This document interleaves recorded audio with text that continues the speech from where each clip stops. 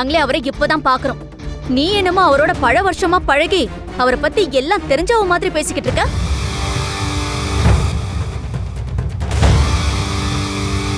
கா நீ இருக்கா? நான் கேக்குறேன். சொல்லு அஞ்சலி, உனக்கு அந்த ஜிகேவை ஏற்கனவே தெரியுமா? சொல்லு அஞ்சலி. அவர் பல கோடிக்கு சொந்தக்காரர்னு சொல்றாங்க.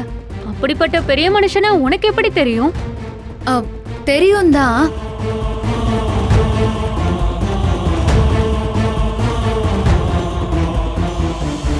ஆனா நேரடியா தெரியாது. அவரை பத்தி நிறைய கேள்விப்பட்டிருக்கேன். நியூஸ் பேப்பர்லலாம் அவரை பத்தி நிறைய ஆர்டிகல்ஸ் படிச்சிருக்கேன். அவரு ரொம்ப நல்ல மனுஷன். பல கோடிக்கு சொந்தக்காரரா இருந்தாலும் மனசால யாருக்கும் துரோகம் நினைக்க மாட்டாரு. ரொம்ப இறக்க சுபாவம் உள்ளவரு. அவரால பல குடும்பங்கள் நல்லா இருக்கு.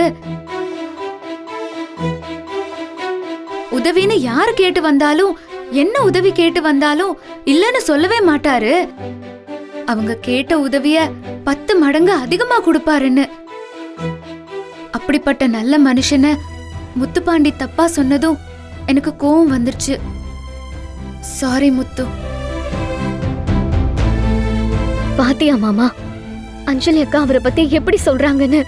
உனக்கே தெரியும்ல, அஞ்சலி அக்கா யார பத்தியும் முழுசா தெரியாம சொல்ல மாட்டாங்கன்னு. இவங்களே அவரை பத்தி நல்ல விதமா சொல்லும் போது நீ ஏன் மாமா புரிஞ்சுக்க மாட்டேங்கிற? மாமா, அஞ்சலி சொல்ற மாதிரி ஜிகே சார் நல்லவராதான் இருப்பாரு. அவரு நம்ம தாரணியோட நல்லதுக்கு தான் இந்த உதவிய பண்றாரு.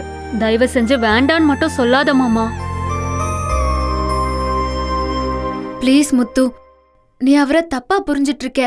உன்னோட தவறான புரிதல்னால தாரணியோட எதிர்காலத்தை ஸ்பாயில் பண்ணிடாத. ஆமா மாமா, இப்படி ஒரு உதவி கிடைக்காம தான் உள்ளூர்லயே விளையாடிட்டு இருக்கேன்.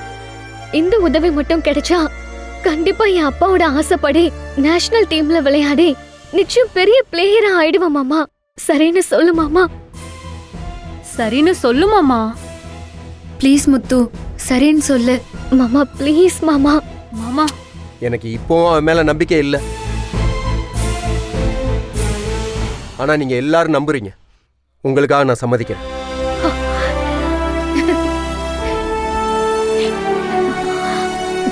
இவனு